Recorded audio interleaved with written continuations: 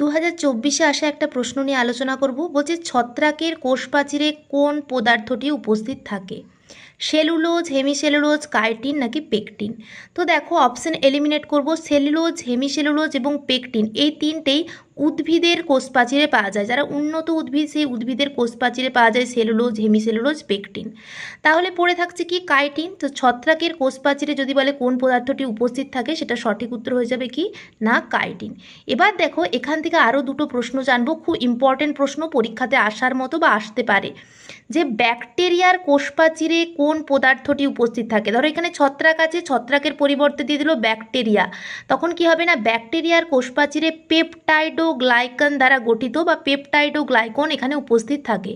তাহলে ব্যাকটেরিয়ার কোষপ্রাচীর কী দ্বারা গঠিত হচ্ছে? পেপটাইডোগ্লাইকান দ্বারা গঠিত। এবং এটার আরেকটা নাম আছে, সেটাকে বলা হয়ে থাকে মিউরিন, মিউরিন বলা হয়ে থাকে। তাহলে দেখো একটা প্রশ্ন থেকে আমরা অনেকগুলো প্রশ্ন জানলাম, যে সেলুলোজ, হেমিসেলুলোজ, পেকটিন এগুলো উন্নত উদ্ভিদের কোষপ্রাচীরে পাওয়া যায়।